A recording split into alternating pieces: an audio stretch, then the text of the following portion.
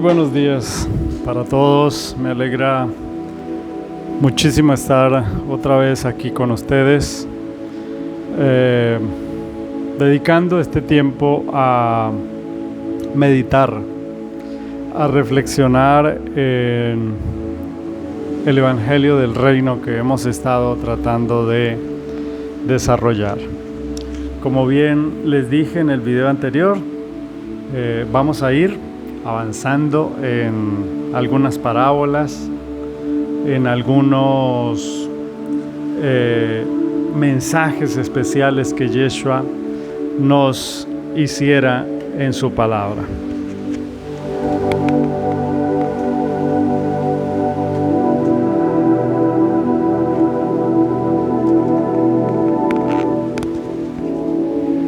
Y quisiera dedicar un momento. Ayer me entregaron este volante. Voy a ver. Está al revés, ¿no? Se ve al revés, pero bueno, les leo. Me lo entregó una persona de una iglesia. La pregunta es: ¿qué debo hacer para ser salvo? Y quise hacer el experimento.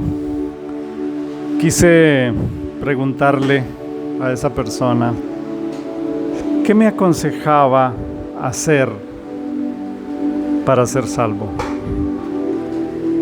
Y me dijo dos cosas. Me dijo: necesitas arrepentirte y obedecer.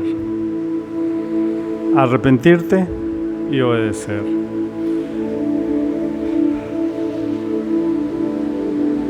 Lo de arrepentirse para mí está bien, es correcto.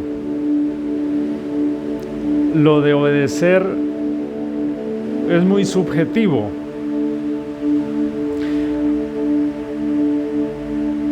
Incluso aquí el mismo folletico se entra en una contradicción muy tenaz para el cristianismo, porque citan a Hechos 4:12 para decir que en ninguno otro hay salvación, porque no hay otro nombre bajo el cielo dado a los hombres en que podamos ser salvos, ¿no? Sino Yeshua. Que a propósito, ¿no? Este nombre es maravilloso. No es lo mismo decir Jesús que decir Yeshua. Ya todos ustedes lo saben. Pero en resumidas cuentas, aquí adentro, cuando pregunta que qué debo hacer para ser salvo, responden en Hechos 16:31: cree en el Señor Jesucristo y serás salvo tú y tu casa, ¿no? Y citan además a Colosenses 2:14, diciendo: anulando el acta de los decretos que había contra nosotros, que nos era contraria, quitándola de en medio y clavándola en la cruz, y despojando a los principados, a las potestades, los exhibió públicamente, triunfando sobre ellos en la cruz. Para el mundo evangélico, lo que clavó en la cruz fue la ley de Moisés, según ellos.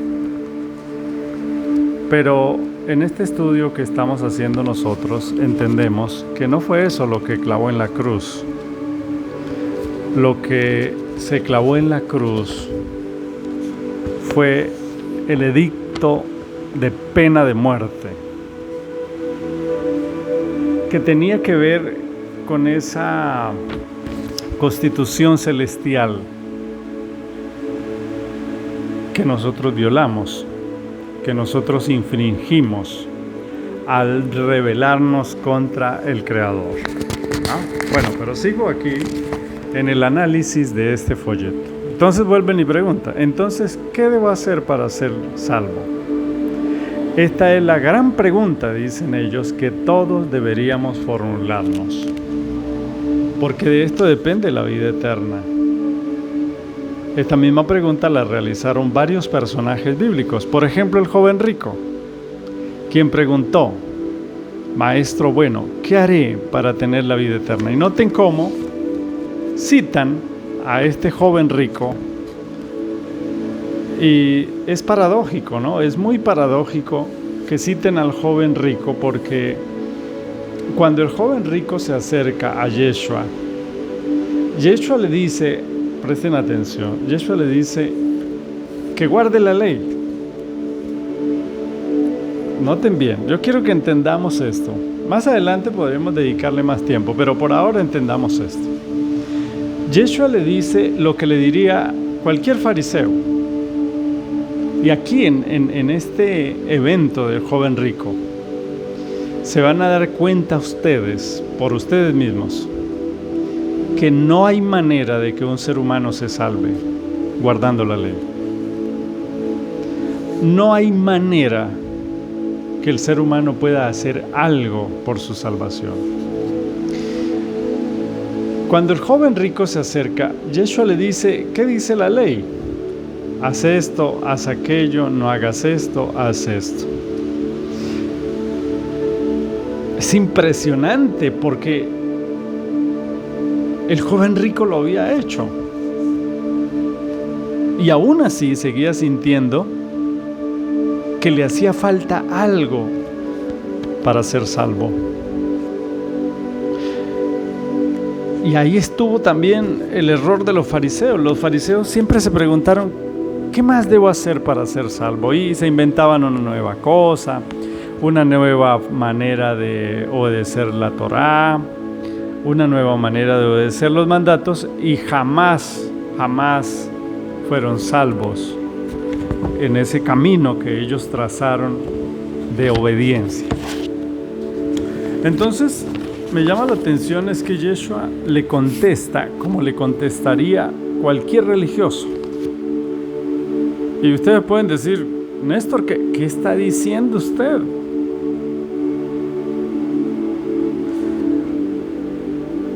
Pero me van a dar la razón ahorita. Yeshua le contesta como cualquier fariseo, le dice, guarde la ley, ahí está todo.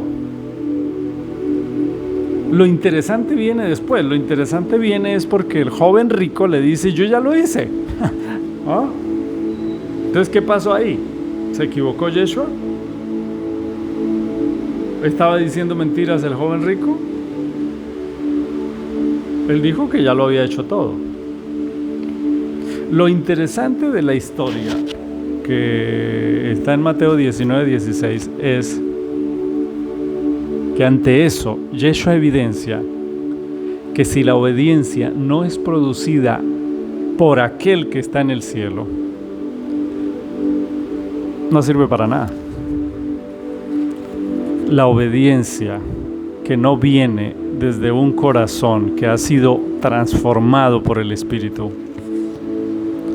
una obediencia que no viene de un deseo convencido, absolutamente convencido de que obedecer es el mejor camino y lo hace espontáneamente, libremente, esa obediencia no sirve para nada si no es bajo este camino. Para que me entiendan, entiéndanme, por favor, entiéndanme. Yo le pregunto, ¿qué esfuerzo hace una mamá o un papá por hacer actos, hacer cosas que van a beneficiar a sus hijos? ¿Qué esfuerzo? A sus hijos que aman.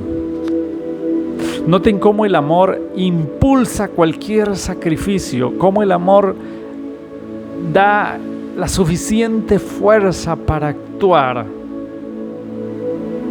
Es el amor el que hace que un papá o una mamá hagan sacrificios por sus hijos. ¿O no? Claro que sí. Y cuando el sacrificio, entre comillas, ese hecho, además se hacen sacrificios más allá de las fuerzas, más allá, se da más, se sacrifica más. Pero quien ama no ve eso como un sacrificio.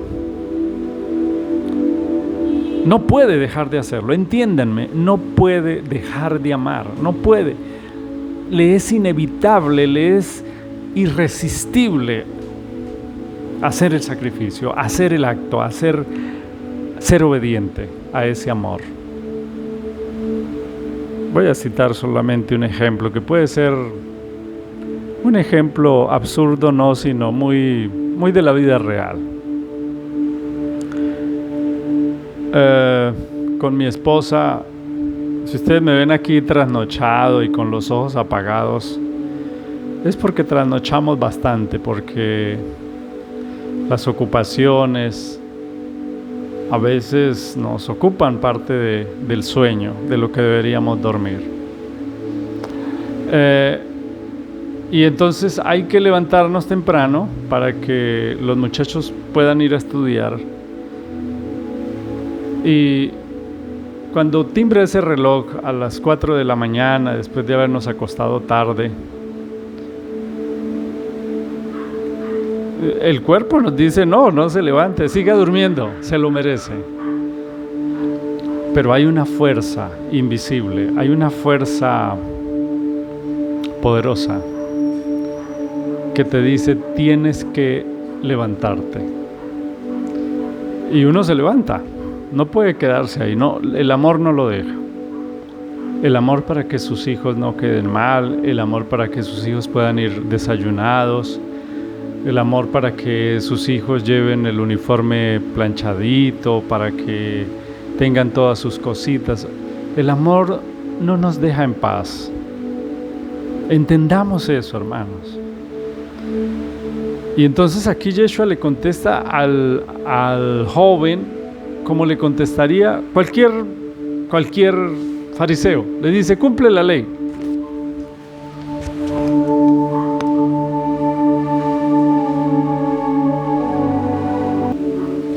Y noten que el joven rico estaba obedeciendo y sin embargo sentía que algo faltaba. Yo les voy a decir que faltaba en ese corazón.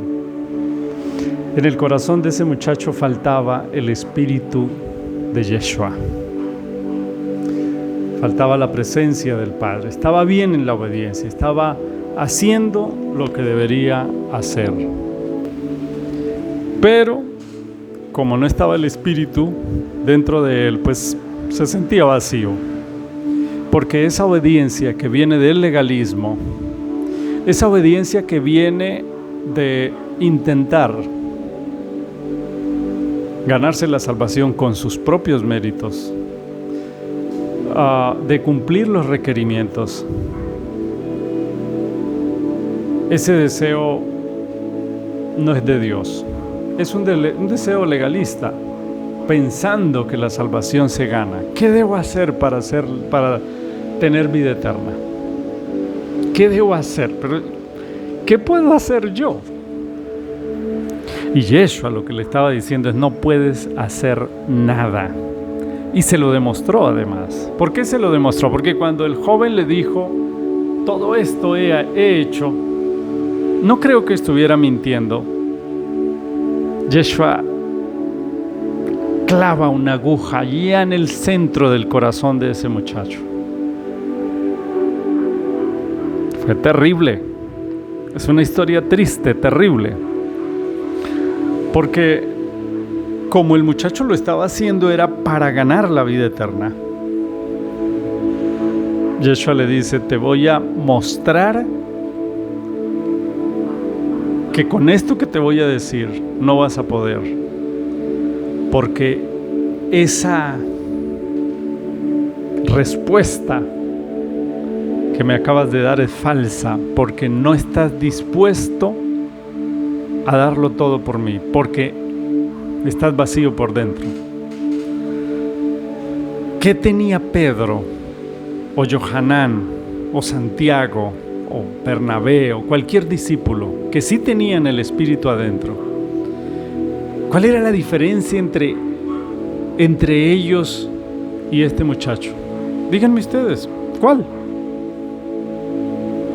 Yo creo que eran menos obedientes los discípulos que este muchacho, porque parece que este muchacho era un hombre recto, era un hombre correcto, era un hombre obediente. Dice, yo todo lo he guardado.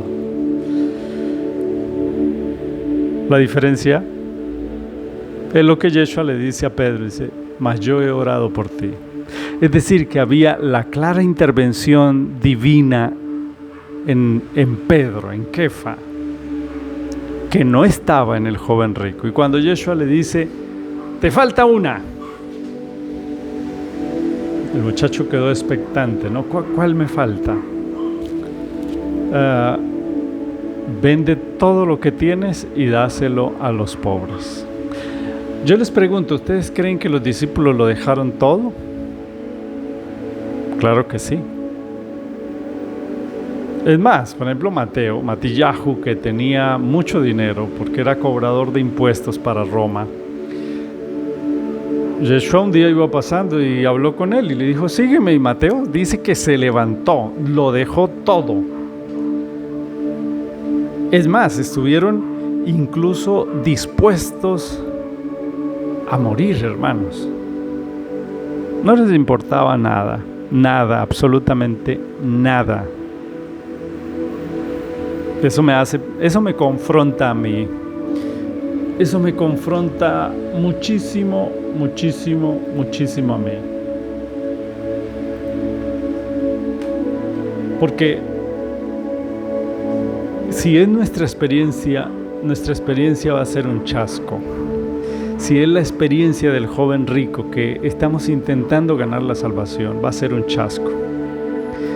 Es indispensable tener el Espíritu adentro, pero no es algo que tú puedas lograr, no es algo que tú puedas comprar. Entendamos que es que Él elige a la persona, Él la elige, no somos nosotros los que lo elegimos a Él.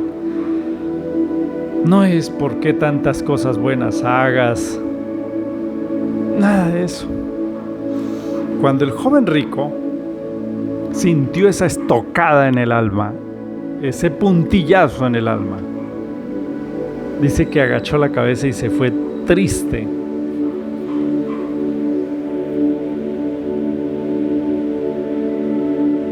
¿Qué es lo que nos demuestra?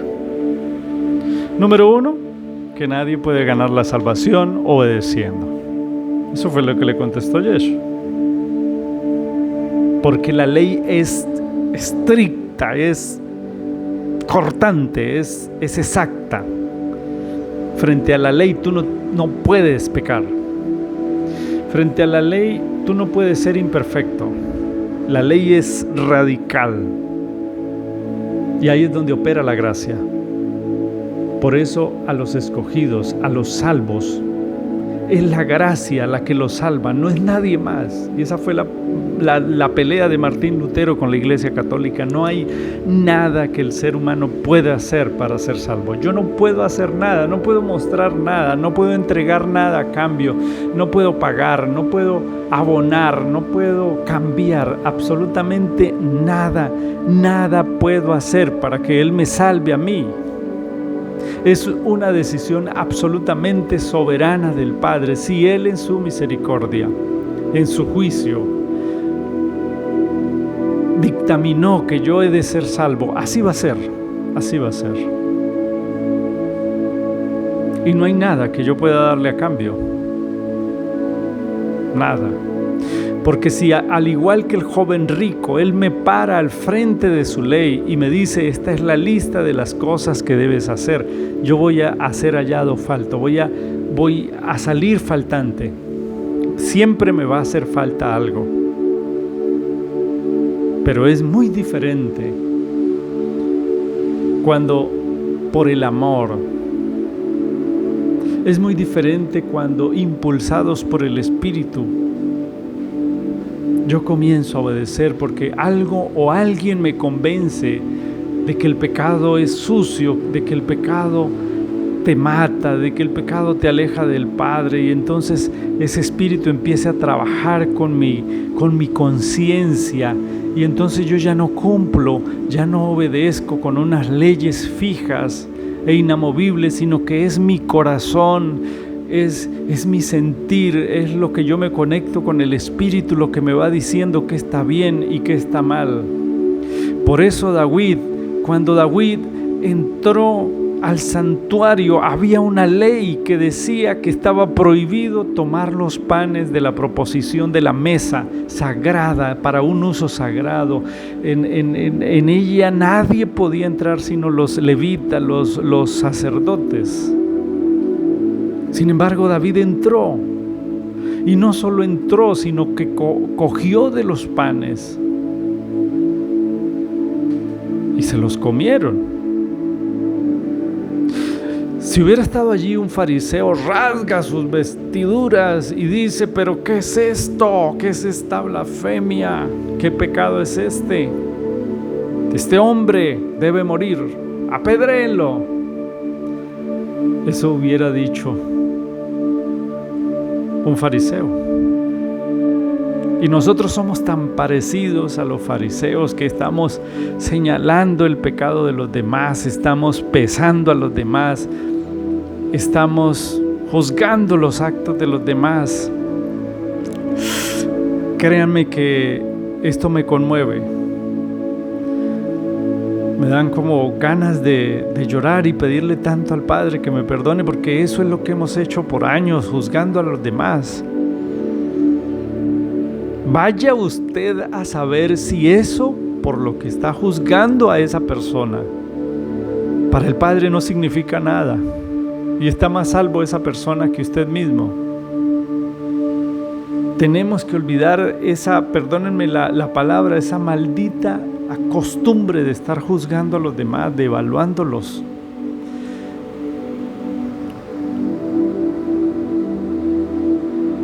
Todos pecamos en eso. Debemos pedirle al Padre que nos cambie. En eso sí podemos hacer nosotros. Examinarnos y decirle al Padre: mira, Padre, yo tengo esta falencia, esta otra, esta. Siempre estar evaluando a los demás, siempre estar juzgándolos, quién es santo y quién es pecador. Dejémosle ese trabajo a los fariseos, a los religiosos. Y cada vez que vayamos a pronunciar el nombre de esa persona, que esa persona esté presente en primer lugar. Si somos capaces de decirle eso en la cara a la persona. Y lo segundo, si esa persona no está, entonces lo que digamos tiene que ser bueno, tiene que ser positivo. No puede ser malo porque lo estás juzgando, estás pecando. Pero por supuesto todas esas cosas tienen que venir del espíritu. De la carne, como le dijo el Señor a Nicodemo: lo que nace de la carne, carne es, pero lo que nace del espíritu, espíritu es. Así que la pregunta que muchos, como dice el folletico, se hicieron de qué debo hacer para ser salvo, yo diría que nada, no debes hacer nada. Porque es que en la respuesta que le dan a esas personas que preguntan, podemos notar que la respuesta es nada, no puedes hacer nada.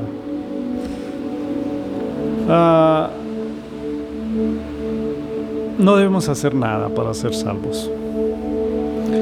Claro, la respuesta es: cree en el Señor, cree en Yeshua, acéptalo como Salvador. Claro, eso es indudable, es irrefutable. Pero venimos a analizar y resulta que incluso el querer como el hacer, todo es producido ¿por quién? Por Él. El deseo de buscarlo, el deseo de buscar de su palabra, el deseo de orar, todos esos deseos vienen de arriba.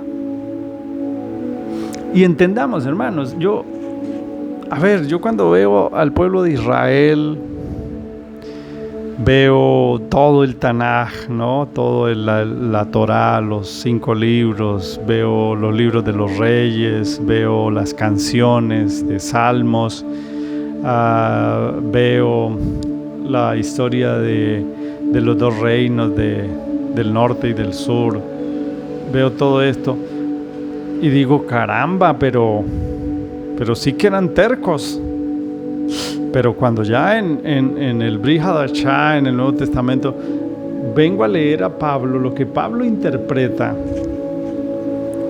quedo consternado. Esa es la palabra, quedo consternado. Porque Pablo, al ver la historia de Israel, dice que Israel no tuvo éxito en su salvación, no tuvo cómo entrar a la salvación por una razón tremendamente contradictoria y escandalosa.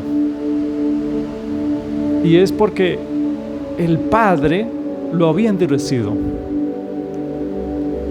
El Padre los endureció para que no creyeran. ¿Qué? Romanos 9. Léanse el libro de Romanos 9. Y léanse el libro de Efesios 1. No me lo estoy inventando yo. El mismo Padre endureció a Israel para que no creyera. Entonces, ¿cómo vas a explicar eso? Aparentemente el Padre quería que todos entendieran, que todos obedecieran, que todos buscaran el camino de la vida. Pero sin embargo, detrás de la cortina, Él mismo los endurecía para que no entendieran. Y eso inmediatamente me remonta ¿a qué? A la preexistencia. Nuestro Padre es un Elohim justo, absolutamente justo.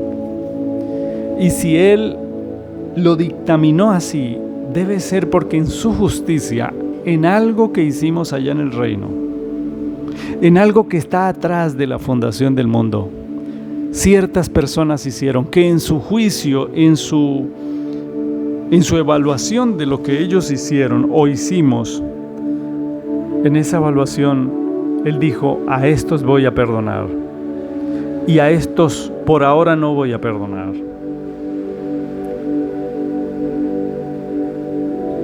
Y eso era lo que leíamos ayer en Efesios, ¿no? En Efesios leíamos que los redimidos habían sido bendecidos con toda bendición espiritual en lugares, ¿qué? Celestes, en lugares celestiales.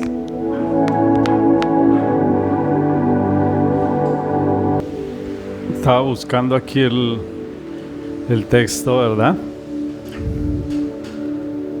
Bendito, estoy leyendo Efesios 1:3, sea el Elohim y Abba de nuestro Adón Yeshua, que nos bendijo con toda bendición espiritual en los lugares celestiales en Mashiach. Noten bien que el escritor de Efesios, o sea, el apóstol Pablo, Shaul, dice que nos bendijo con toda bendición en los lugares celestiales. ¿Cuándo estuviste tú por allá? Dice, según nos escogió en Él antes de la fundación del mundo para que fuésemos santos y sin mancha delante de Él.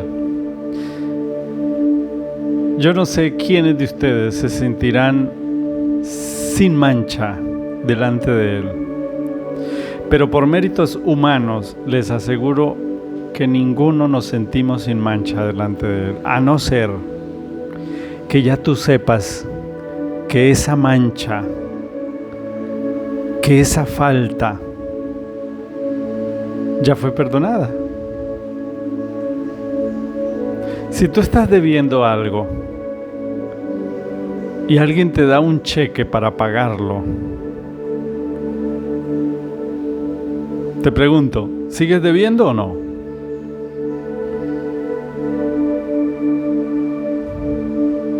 ¿Ven la diferencia? Dice que el verso 5 dice que en su amor nos predestinó para ser adoptados hijos suyos por medio de Yeshua HaMashiach, según el puro afecto de su voluntad. Yo no sé si ustedes acá están viendo que el ser humano haga algo para merecer eso, ¿no? Nada.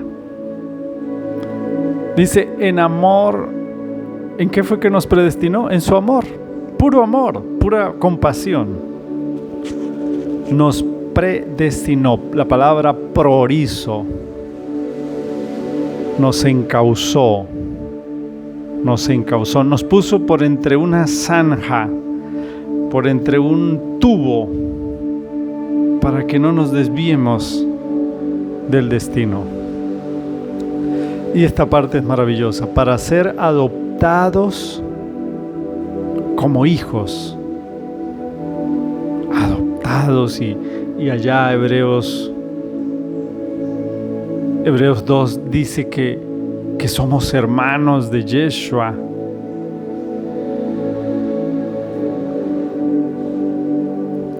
Para alabanza de su gracia, con la cual nos hizo aceptos en el amado.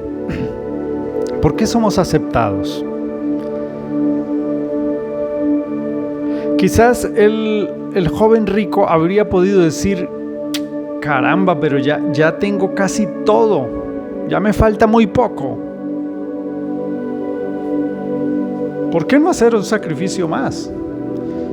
Así me duela el alma, así tenga que llorar hasta mi última lágrima.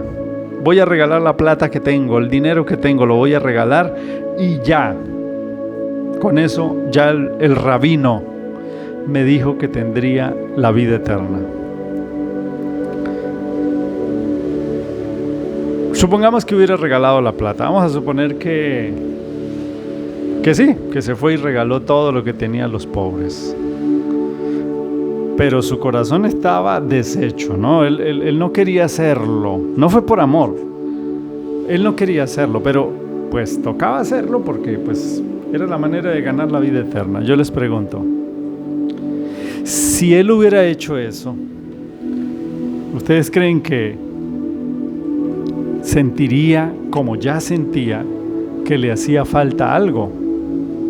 Respóndanme ustedes.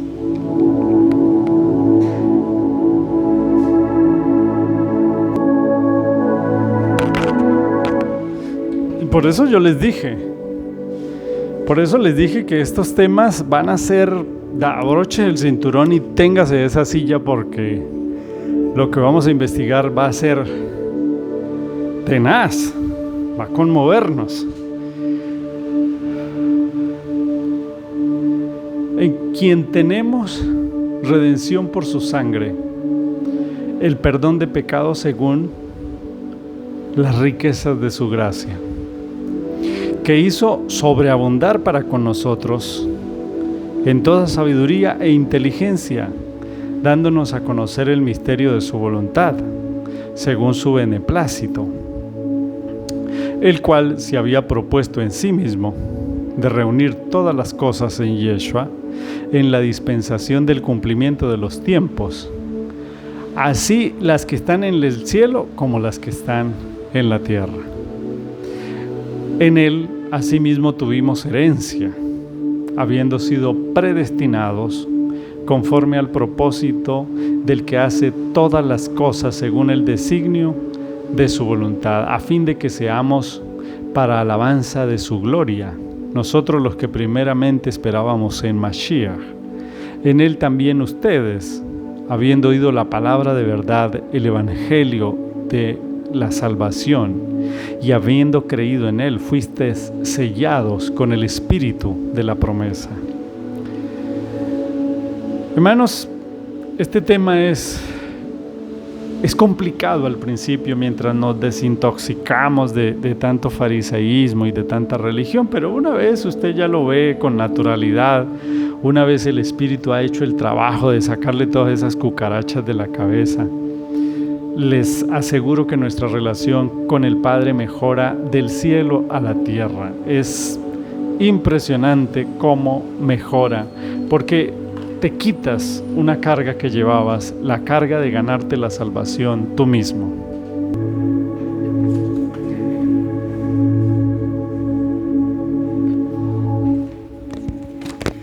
Entonces esto es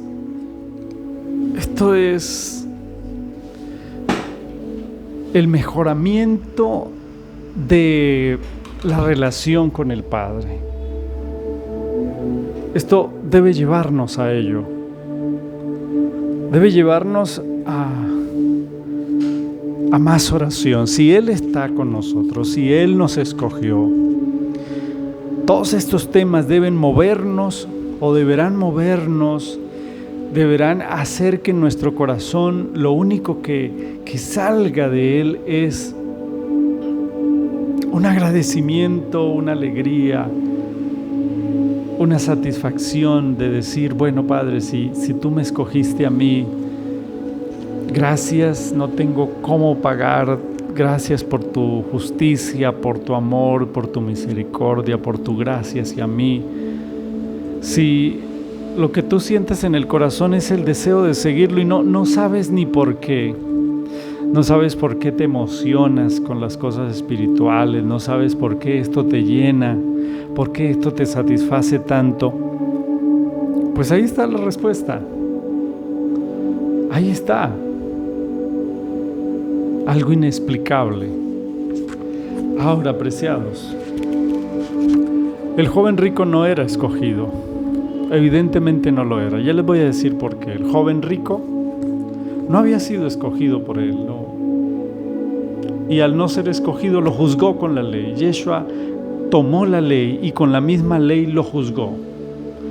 El joven rico era un fariseo. Puede que no de línea, no de élite, pero en su espíritu era fariseo. Pensaba como fariseo y actuaba como fariseo. El fariseo siempre pensando, ¿qué tengo que hacer para ganar la vida eterna? Y Yeshua toma la misma escritura, toma la misma Torá y con ella misma lo juzga. Y ningún ser humano, escúchenme bien esto, ningún ser humano sale bien librado con la ley del Padre. Siempre que un ser humano es juzgado por esa ley, muere. Todos han pecado, todos están destituidos de la gloria de Dios. Todo el que piense como fariseo sale a deber, sale mal librado frente a la ley, porque la ley es estricta, la ley no permite error. Y el joven rico fue juzgado con la ley porque su pensamiento era de fariseo, era legalista. Yeshua lo trató fuerte porque para el joven rico el cielo se ganaba, y entonces el favor de Yeshua, ¿dónde queda? ¿Dónde queda la intervención de Yeshua? Así que Yeshua toma la misma ley y le muestra que jamás podrá obedecerla. Nunca podrá obedecerla mientras su deseo sea pagar la salvación, porque a eso Él venía. Yeshua venía a pagar la salvación. Él sí podía pagarla. Él sí podía hacer que la deuda quedara en ceros. Y Yeshua lo rechazó.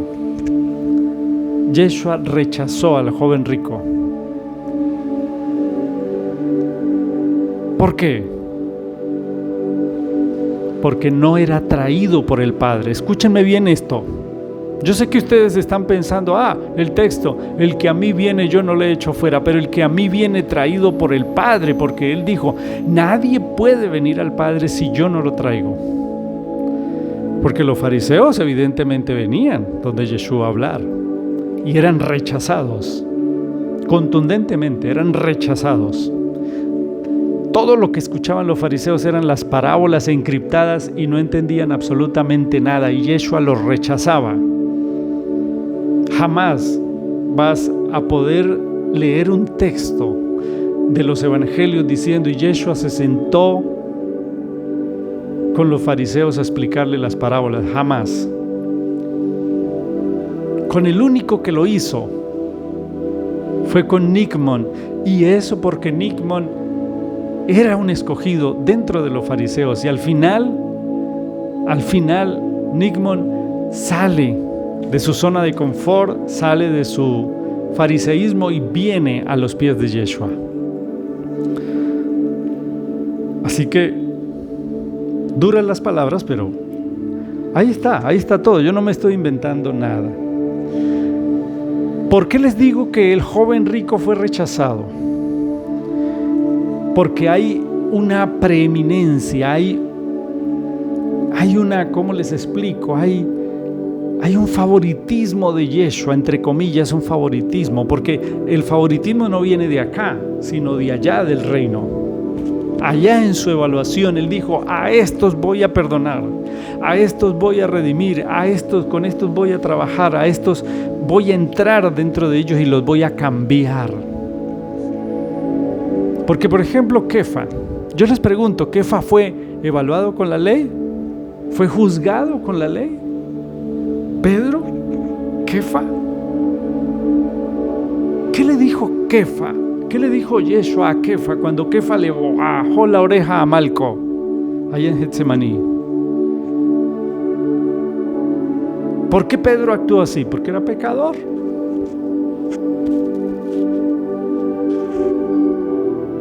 Así como usted y como yo. Y cuando lo negó, cuando lo fue a negar, Yeshua le dijo, Pedro, vas a faltar a la ley, vas a pecar y vas a faltar a la ley. Lo mismo que el joven rico, le faltó a la ley, le falló a la ley. Pero miren la diferencia entre esos personajes, entre Yahudá y Kefa, por ejemplo, pero comparemos a Kefa con el joven rico. Yeshua le dice, pero he orado por ti. Y eso hace la diferencia, hermanos, del cielo a la tierra. ¿Por quién ora Yeshua y por quién no ora Yeshua? Si Yeshua ora por mí, hermanos, yo tengo mi salvación garantizada. Si Yeshua ora por ti al Padre, tienes la salvación garantizada.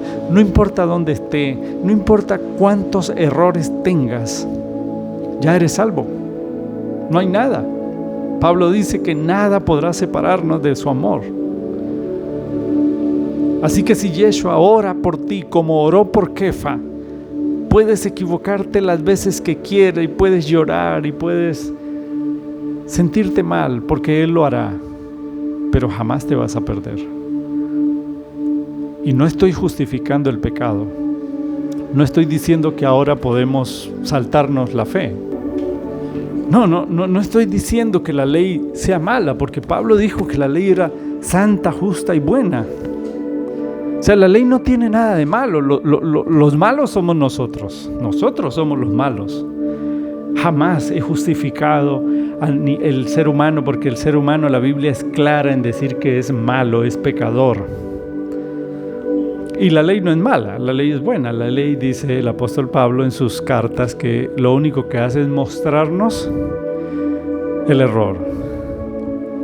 Pero pretender que tú puedes cumplir la ley y salir bien librado, eso sí es mentira.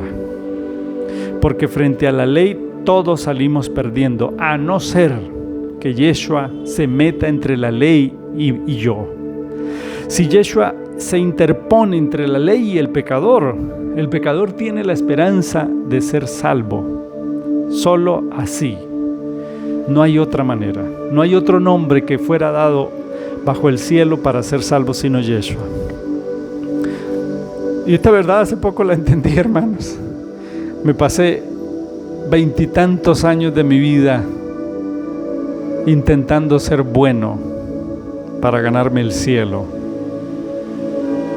Y nunca lo conseguí, nunca fui lo suficientemente bueno, nunca sentí que fuera lo suficientemente bueno, siempre me quedó haciendo falta, siempre sentía que estaba pecando, que estaba mal. Pero cuando entendí que es Yeshua el que paga la deuda,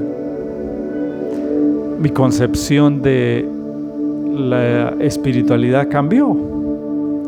Y ahora entiendo lo que dice Juan 2:27, es que es la cita, Juan 2:27. Miren lo que dice. Dice, en cuanto a ustedes, la unción que recibisteis de Él permanece en ustedes y no tienen necesidad que nadie les enseñe.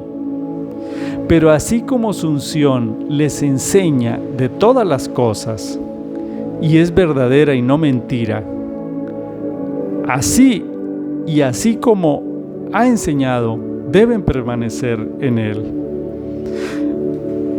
Apreciados hermanos y amigos, cuando el Espíritu entra en una persona, ya esa persona no necesita que alguien le diga: mira, esto es bueno y esto es malo, te estás equivocando. No, la persona va a sentir.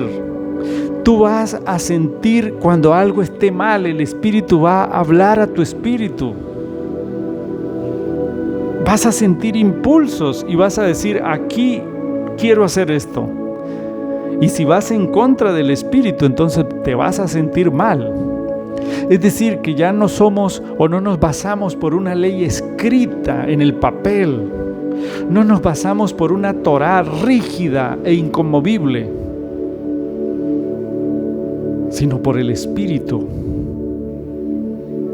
Por eso Yeshua decía que, los fariseos se movían por la carne, pero sus hijos deberían moverse por el Espíritu. Yo voy a contar, voy a leer algo. Con esto termino. Pensaba entrar a las parábolas, pero ya veo que no. Ya veo que no se pudo. No alcanzó el tiempo. Miren esta historia. Capítulo 5 de Juan. Ustedes lo van a leer allá en sus casas. Yo lo voy a leer aquí. Dice: tiempo después. Con esta historia espero que entiendan lo que les acabo de decir. Espero que puedan comprenderlo todo con esta historia. Si tenían alguna duda, ¿no? Capítulo 5 del libro de Juan. Vamos a buscarlo.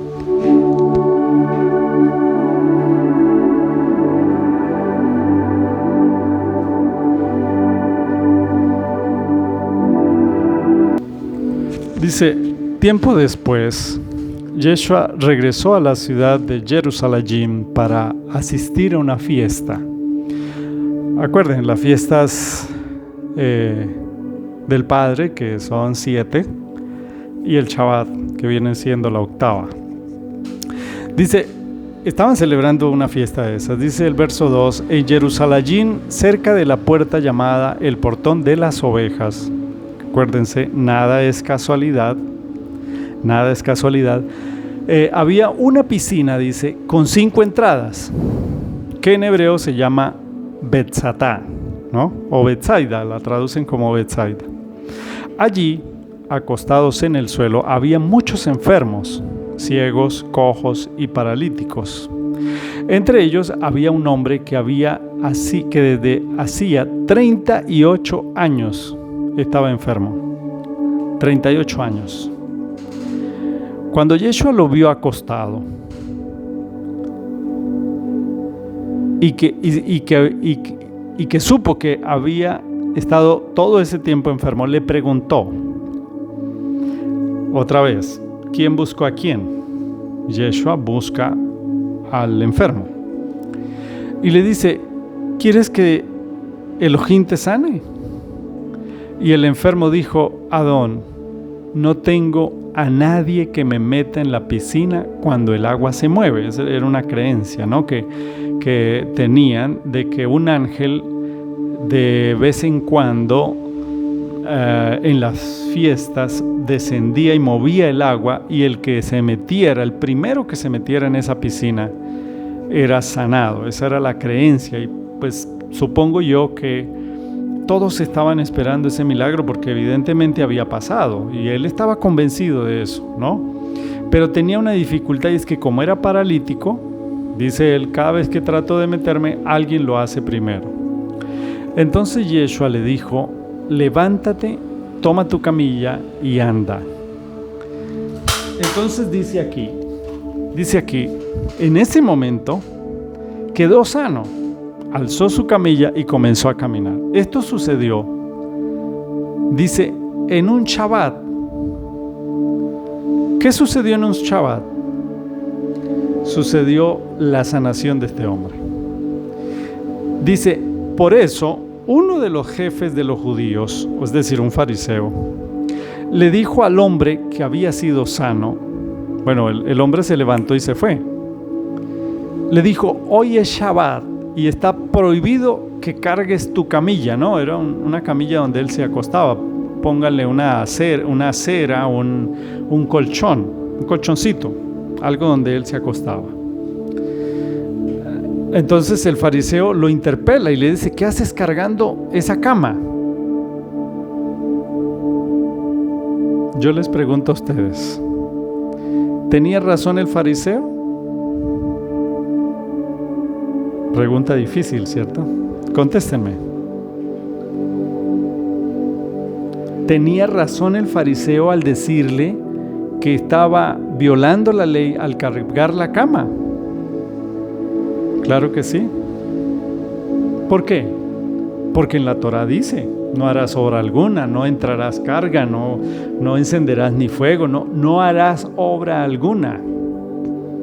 Así que el fariseo tenía razón. El fariseo tenía razón en decir que la Torá prohibía eso que él estaba haciendo.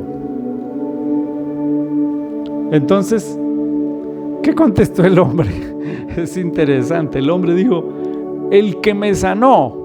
Graben esa palabra, hermanos, porque es poderosa. El que me sanó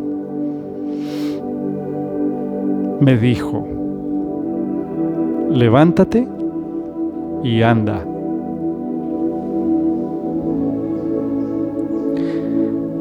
Ay, hermanos, tú eres ese hombre. Y en algún momento Yeshua va a buscarnos y nos dice: ¿quieres que te sane del pecado? ¿Y qué le decimos nosotros? Sí, yo quiero, pero no puedo. Ahí estaba diciendo la verdad, este hombre estaba diciendo la verdad. Yo quiero entrar al estanque para ser sano, pero no puedo, no tengo fuerza, soy paralítico. Yo vencer el pecado, no puedo. Pero cuando es Yeshua quien te dice: levántate, cuando es Yeshua el que te dice: tú eres pecador, sí, yo sé que tú no puedes ir a lavarte al estanque, pero yo te digo: levántate. Cuando es Yeshua, eso es lo que importa, hermanos. Eso es lo que importa. Noten que el hombre sí estaba violando la ley. El paralítico estaba violando la ley. Y Yeshua lo sabía, por supuesto. Y el paralítico lo sabía, y el fariseo también lo sabía. Todos sabían que estaban violando la ley. Pero lo que importa es quién nos da la orden de levantarnos. En este caso fue Yeshua.